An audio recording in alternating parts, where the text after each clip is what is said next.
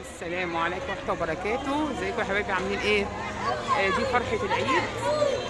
بصوا الشوارع دي، شارع بحاله متعلق بلالين للأطفال وزينة رمضان معاهم.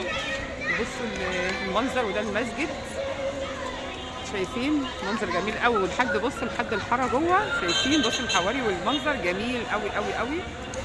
وده المسجد بتاع اللي هيصلي فيه العيد. بيزوقوا هنا عندنا في القاهرة، في مصر كلها والله. بيزوقوا الشارع كله، مش بيزوقوا حته صغيره.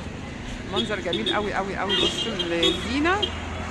حبيت افرحكم بالعيد في مصر. الزينه بتاعت رمضان مع الزينه بتاعت بلالين العيد، منظر جميل قوي قوي. جميل جميل جميل ما شاء الله. انتوا شايفين العربيه اللي واقفه دي بقى، ده كله الفرش اللي على العربيه ده بينزل يتفرش في الشارع كله، والناس بتصلي عليه.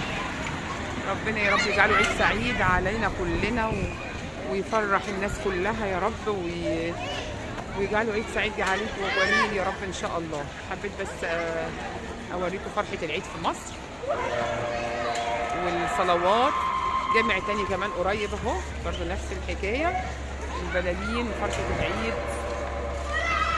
كل ما انا ماشيه بقى هقف كده ايه، كل ما الاقي بصوا بينفخوا لسه البلالين، بصوا بيعلقوها كمان. شايفين الشباب الجميل؟ بصوا بصوا بصوا جميل. البلالين بقى دي بيجوا بقى ايه، بيملوا كمان كده تولي، بيملوا بلالين ويروحوا بقى بعد صلاه العيد بينزلوها على الاطفال. الاطفال بقى بتاخد البلالين دي وبتفرح بيه.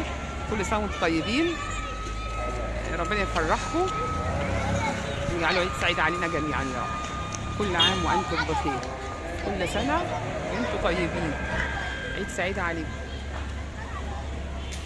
كان معاكم مطبخ ماما نانا.